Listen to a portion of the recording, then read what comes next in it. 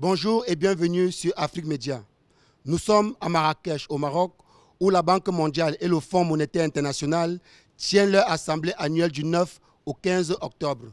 L'objectif de ces rencontres est cette année de redessiner les contours de partenariats stratégiques avec d'autres banques multilatérales et organisations de développement, d'identifier les obstacles à l'investissement du secteur privé, d'approfondir les relations entre le groupe de la Banque mondiale et ses pays clients.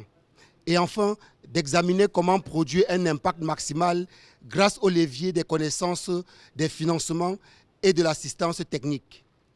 Nous allons, avec notre confrère Guy Fondop, journaliste à la rédaction Afrique Média, spécialiste des questions économiques et financières, revenir sur la gouvernance de ces deux institutions et les attentes vis-à-vis des assemblées annuelles de Marrakech. Monsieur Guy Fondop, merci de vous prêter au jeu. Bonjour. Bonjour Eric, merci de me recevoir. Alors Monsieur Fondop, pourquoi le groupe de la Banque mondiale estime qu'il faut redéfinir les contours de son engagement vis-à-vis des États et des organisations de développement aujourd'hui?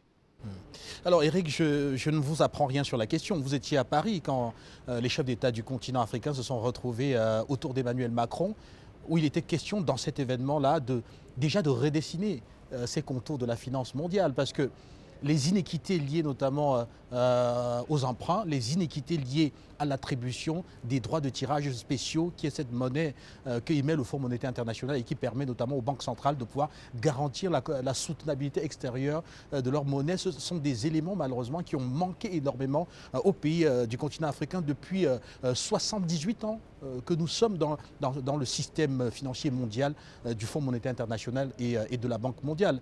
Et donc je pense que il était tout naturellement, ces réunions annuelles du Fonds monétaire international et de la Banque mondiale ne pouvaient porter que sur comment redéfinir même le paradigme qui est à l'origine de l'existence de ce système financier international.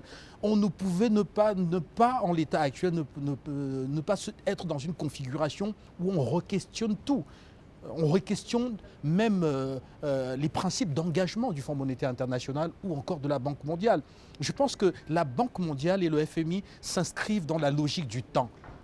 Il était impératif de s'asseoir et de voir, surtout avec les pays émergents et aussi, et particulièrement, avec les pays en voie de développement, de voir très clairement ce qui ne va pas et comment est-ce qu'on pourrait bâtir une confiance nouvelle qui vienne ici avec cette soutenabilité qu'on attend, qui devrait permettre dans un monde qui est agité, dans un monde où on voit des tensions géopolitiques fortes qui poussent les acteurs à prendre des décisions parfois qui ne sont pas dans l'intérêt, qui très souvent ne sont pas dans l'intérêt de l'économie globale, mais beaucoup plus dans leur intérêt, dans les intérêts nationaux. Et donc ces institutions multilatérales, ici, doivent vraiment jouer le rôle qui est le leur, c'est-à-dire ne pas trop se laisser submerger par les positions géopolitiques et géostratégiques qui, à la fin, dénaturent même leur engagement. Et une fois que cela est fait, il y a une perte de crédibilité, comme c'est le cas, et comme on a entendu les chefs d'État du continent le dire très clairement à Emmanuel Macron à Paris en lui disant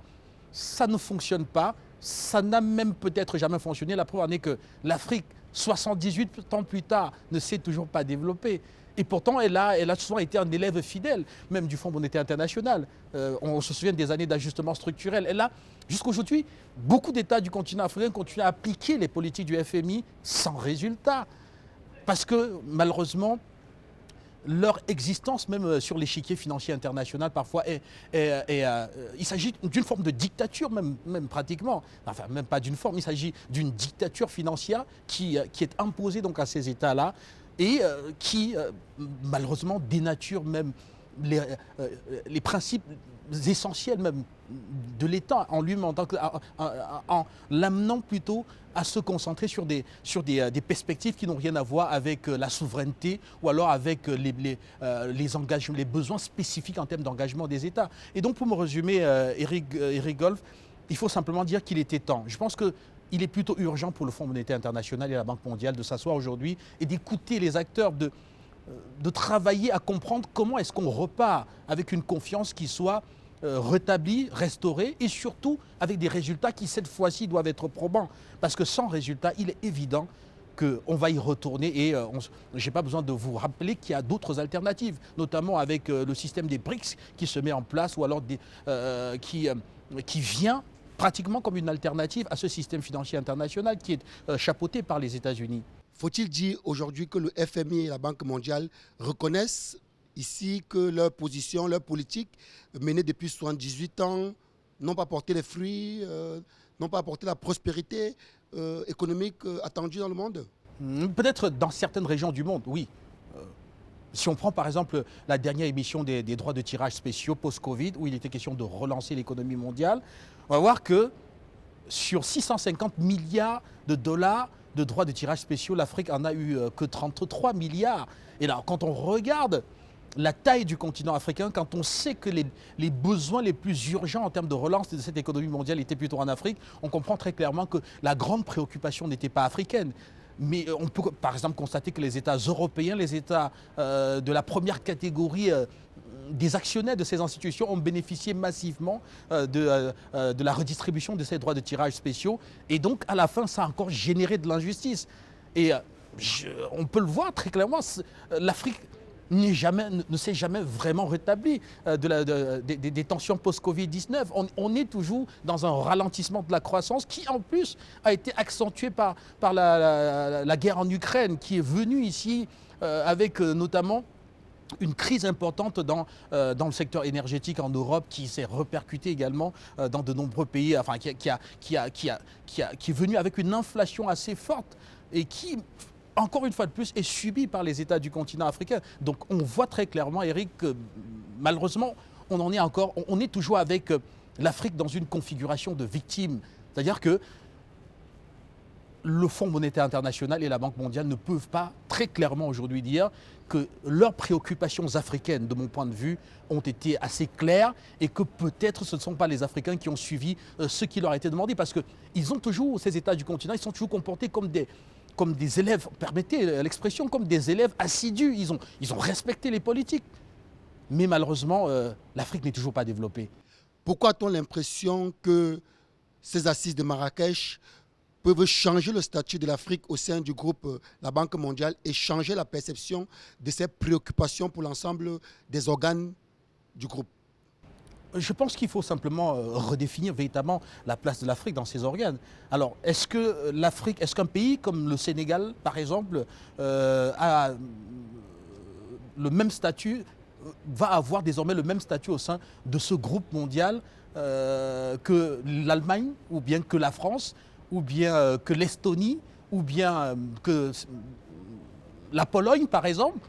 Il faudrait très clairement que ce ne soit plus qu'on ne soit plus comme à l'origine de la création de ce système, qu'on ne soit plus dans une aventure où il est question ici de permettre la reconstruction de l'Europe, par exemple, qu'on ne soit plus dans la situation post-Deuxième Guerre mondiale, où les Alliés ont décidé de mettre sur pied un système qui permettait de reconstruire les États qui avaient été dévastés par la Deuxième Guerre mondiale. Il faudrait qu'on sorte de là et qu'on entre dans un nouveau paradigme où chaque État, où les États se valent, où les États sont sur le même piédestal, où tout le monde est à la même enseigne, où s'il y a 650 milliards de dollars de droits de tirage spéciaux à redistribuer pour la relance de l'économie mondiale, eh bien qu'on les divise de façon mathématique, simple, entre tous les États qui forment ce système-là, afin que tous ces États puissent à la base, qu'importe leur poids économique, parce que tous les États du monde sont importants, peut-être qu'on pourrait même miser sur le poids démographique, pourquoi pas,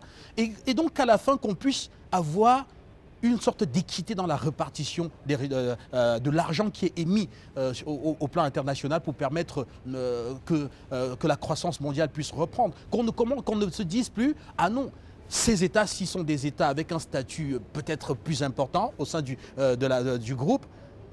Il faudrait donc qu'on leur donne plus. Il ne faudrait pas qu'on dise que, par exemple, que les États-Unis doivent avoir plus que l'Afrique du Sud. Parce que le système, normalement, de mon point de vue, devrait être un système du one man, one vote. C'est-à-dire, on est tous membres. Si on doit émettre de la liquidité au plan mondial pour permettre aux économies de se financer en tenant compte plutôt de la puissance financière ou alors de la puissance géopolitique d'un État, on est toujours dans une configuration où ce sont les dominants ou alors les dominateurs qui vont davantage dominer. Et pourtant, on sait bien que les besoins les plus accrus en termes de financement se retrouvent plutôt dans les États du Sud, particulièrement aujourd'hui. Mais la Banque mondiale ne cesse de se présenter comme le principal levier dans des actions à mener à l'échelle internationale pour mettre fin à l'extrême pauvreté et promouvoir la prospérité partagée. Vous, en tant qu'expert, M. Fondop, avez-vous l'impression aujourd'hui que c'est le cas? Je pense que si on regarde l'Afrique après la Covid-19, après la guerre en Ukraine, quand on regarde, on parle d'un peu plus de 400 millions de personnes sur le continent africain qui ont vu qui ont davantage plongé dans l'extrême précarité due à des phénomènes mondiaux. Et donc, si on dit que le FMI et la Banque mondiale ici ont apporté, si ces deux institutions se revendiquent comme étant la solution à l'émergence de l'économie mondiale globale, c'est-à-dire qu'en tenant compte de toutes les composantes, on va dire que non, parce qu'on va se rendre compte très clairement que si les États occidentaux particulièrement ont pu relever la tête après ces événements dont je viens de parler, ce n'est pas le cas sur le continent africain. Cela voudrait dire qu'elle doit re-questionner sa politique africaine. Elle doit se demander, d'ailleurs elle fait bien de mettre le thème, quand on suit le thème des assises, que vous avez d'ailleurs très bien précisé à l'entrée de cet échange, elle dit très clairement qu'il faut redéfinir le système, les modèles d'engagement. C'est-à-dire que maintenant, il faut s'asseoir avec les auteurs pour demander aux auteurs comment est-ce qu'on s'engage prochainement. Quand on veut vous aider, comment est-ce qu'on le fait concrètement? Quand on veut vous porter assistance, comment est-ce qu'on le fait? Il faut re-questionner les règles d'engagement. Et donc, à partir de là, on comprend très clairement qu'elle-même, elle sait, même si elle continue à dire qu'elle est un levier majeur, elle-même, elle sait que si dans certaines parties du monde, et je parlerai ici particulièrement de l'Occident, si ça a marché en Occident, il faudrait maintenant qu'on redéfinisse cet engagement-là au plan global pour que ça marche au plan global. Parce que les résultats sont attendus effectivement au plan global. Alors, quelles sont, selon vous, les attentes de l'Afrique concernant cette assemblée annuelle de Marrakech? Il faut dire simplement que l'Afrique vient ici, comme on l'a suivi à Paris, l'Afrique vient ici simplement demander le rééquilibrage, la redéfinition des règles d'engagement. Est-ce qu'on est dans la reconstruction des États post-Seconde Guerre mondiale ou alors on est dans un système qui voudrait qu'il y ait une prospérité mondiale qui soit inclusive, qui soit partagée? Il va falloir le dire très clairement ici à Marrakech, de dire nous venons pour vous dire que désormais, nous ne sommes plus dans le paradigme post-Seconde Guerre mondiale. On n'est plus dans le système de reconstruction des États qui s'étaient engagés, qui étaient engagés dans la Seconde Guerre mondiale. On vient maintenant parce qu'on veut être le précurseur d'un système global et aujourd'hui qui doit, comme ce système s'était beaucoup appesanti sur les États par exemple européens après la Deuxième Guerre mondiale, pour la reconstruction notamment des pays comme la France ou encore l'Allemagne, il faudrait qu'on revienne aujourd'hui dans un sentiment d'équité internationale, qu'on dise, par exemple, qu'elle vienne dire que maintenant c'est l'heure de l'Afrique et qu'on va mettre une priorité sur l'Afrique et qu'on va développer, on va trouver les ressources financières qu'il faut et les modèles qu'il faut pour appuyer l'Afrique, pour que l'Afrique aussi se développe. Parce que rappelez que c'est le dernier continent au monde qui n'est pas encore développé, l'Afrique. Et donc, il est clair que si la Banque mondiale veut continuer à se revendiquer comme étant la Banque mondiale, il faudrait qu'elle permette, ou alors que l'ensemble du groupe permettent à l'Afrique également de se développer et qu'il n'y ait plus sur la planète un continent qui ne soit pas développé, alors qu'on fabrique de la monnaie tous les jours. Alors pourquoi est-ce qu'on fabrique de la monnaie et que cette monnaie-là ne se retrouve pas autant sur le continent africain que cela se retrouverait partout ailleurs? Une autre précision, est-ce que vous savez que l'Afrique paye plus de 10 milliards de dollars de services de la dette, c'est-à-dire des intérêts sur des prêts suite à des sommes folles qui ont été émises notamment par ce système-là et qui ont alimenté des États qui utilisent cet argent-là pour prêter, qui prêtent cet argent par la suite aux États du continent africain et ponctionnent des intérêts, je viens de le dire, de 10 milliards de dollars. C'est le service de la dette sur chaque mois sur le continent africain. Vous pensez vraiment que si on avait une préoccupation de développement du continent africain, on pourrait laisser que l'Afrique paye des intérêts, un service de la dette de 10 milliards de dollars par mois? On pourrait, ne serait-ce que, comme certains d'ailleurs, et ce fut le cas du président sénégalais Macky Sall, qui à l'époque avait dit « suspendons au moins de façon à très long terme le service de la dette, que les Africains arrêtent même de payer des intérêts sur ces petites sommes qui se retrouvent chez eux et qui sont gracieusement, pratiquement, offertes à des pays qui les redistribuent par la suite à leurs acteurs nationaux qui viennent endetter ces États-là. » Ben, à quoi peuvent ressembler les résolutions au terme des discussions qui s'annoncent très houleuses ici à Marrakech? À quoi peuvent ressembler les résolutions attendues? Je pense que d'abord les débats vont être houleux. Vous vous rappelez, je vais tout faire référence à Paris, parce qu'à Paris, les chefs d'État du continent avaient parlé sans filtre. Et vous avez senti vous-même, vous avez ressenti, vous avez entendu, vous avez écouté ces derniers qui ne cachaient pas leurs mots et de dire « nous ne nous reconnaissons pas là-dedans ». Moi, je pense qu'en sortant d'ici, au terme des débats sectoriels qui vont avoir lieu, en sortant d'ici, il faudrait revoir les règles effectivement d'engagement. De se dire, désormais, est-ce que tous les membres du Fonds monétaire international se valent? Est-ce que s'il faut prêter, est-ce que tous les membres du système de la communauté internationale peuvent avoir les mêmes capacités, notamment en termes d'accès au financement et d'accès au crédit via ce système-là? Est-ce que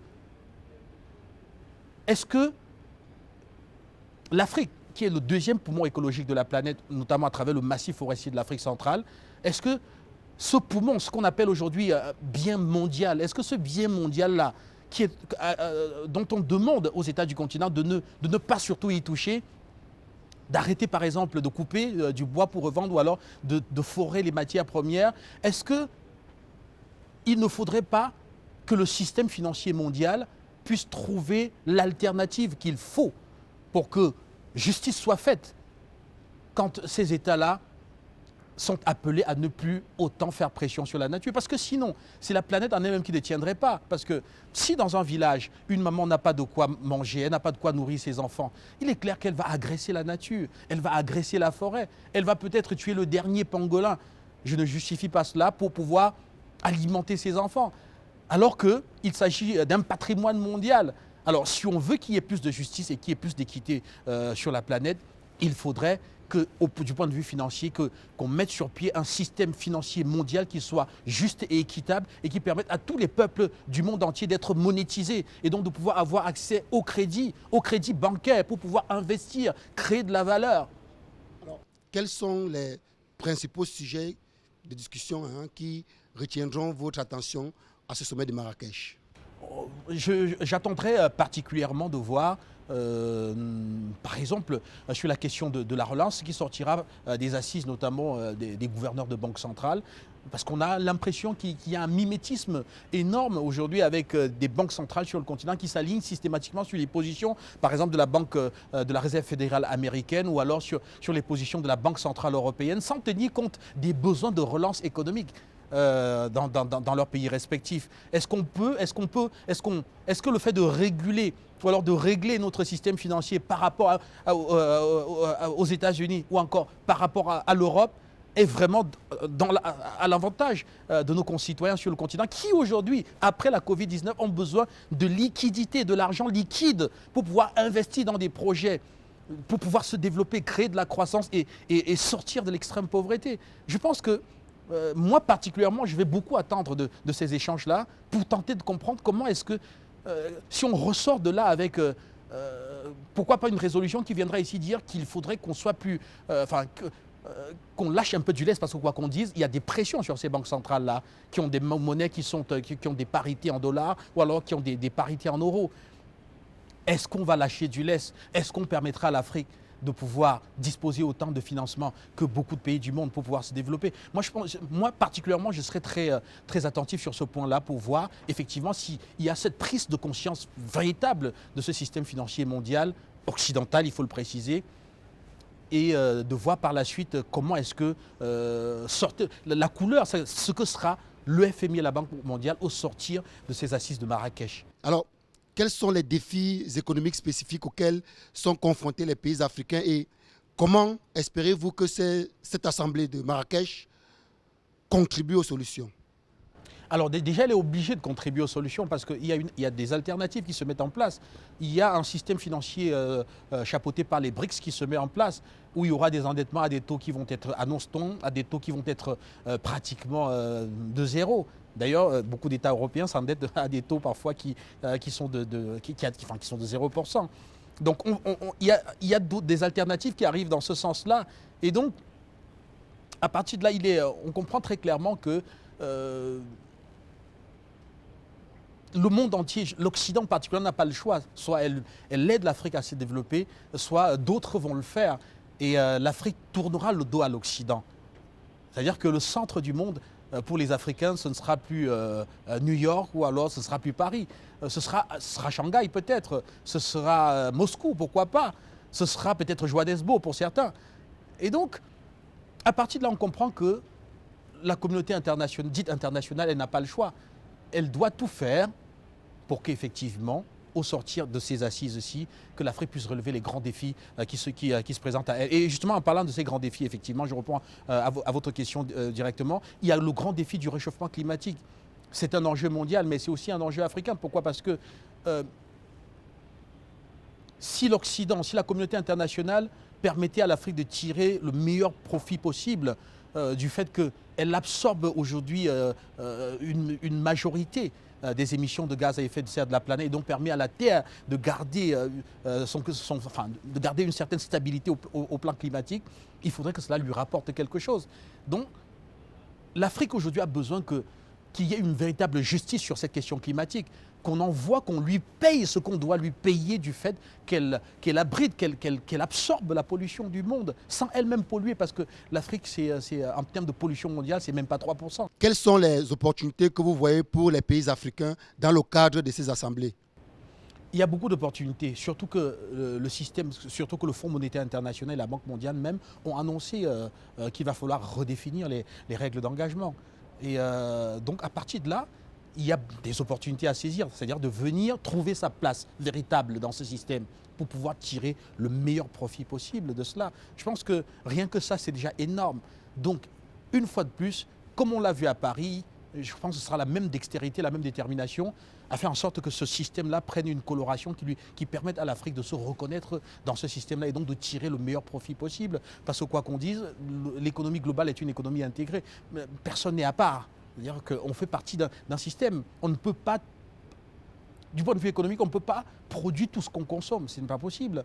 Aucun pays au monde ne peut se vanter d'avoir atteint une autosuffisance économique intégrale. On a pu le voir notamment avec la guerre en Russie, en Ukraine, ou alors les sanctions contre la Russie, où on a vu que finalement l'Europe en a même plus souffert que les Russes. Pourquoi? Parce que le monde est une communauté économique qui est intégrée, où les uns dépendent des autres.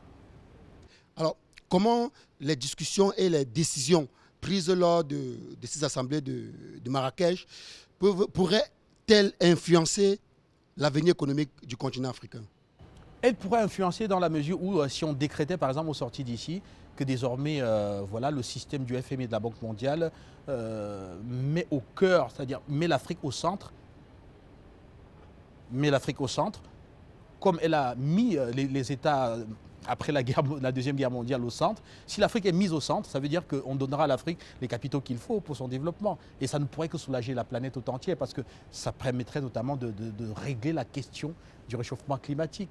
Ça permettrait au monde entier au moins d'avoir bonne conscience. De ne plus se demander pourquoi est-ce qu'on peut être dans une même communauté globale avec des ressources qui partent du continent et qui alimentent le monde entier, mais avec une population qui reste la plus pauvre du monde. Monsieur Fondop, merci de nous avoir accordé un peu de ce temps. Quand on sait que vous êtes très bousculé, je précise que vous êtes à Marrakech avec une forte équipe d'Afrique Média. D'ailleurs, pourquoi ce fort déploiement? Oui, un fort déploiement parce que c'est un moment historique. C'est-à-dire qu'on a un système financier mondial qui a pendant plus de 78 ans causé du tort au continent africain, qui annonce sa réforme. Et donc, Afrique Média qui a passé près de 15 années déjà à décrier les inéquités du système financier international. Il était important qu'on soit là pour être les vrais témoins de l'histoire, pour raconter si jamais cette réforme atteignait ce que nous souhaitons, que nous soyons là pour dire aux Africains, finalement, nous existons dans la zone internationale, monsieur Golf. Nous existons dans la zone internationale. Désormais, on nous prend, on aura la place qui est la nôtre. On sera en tout cas peut-être comme les autres États du monde entier. On est au même pied d'égalité maintenant que tout le monde. Et donc, on va pouvoir ne plus subir ces injustices. Donc, on est là pour ça. On est là pour voir si l'histoire va s'écrire. Et si jamais l'histoire ne s'écrit pas, on sera là pour dire qu'on a manqué une occasion et que les uns et les autres tirent toutes les conséquences liées à un tel échec. Madame, Monsieur, merci de nous avoir écoutés. Restez scotchés sur Afrique Média parce que nous sommes à Marrakech et nous allons suivre pour vous en direct toute cette assemblée annuelle. Restez scotchés pour vivre en direct les travaux de cette assemblée sur Afrique Média.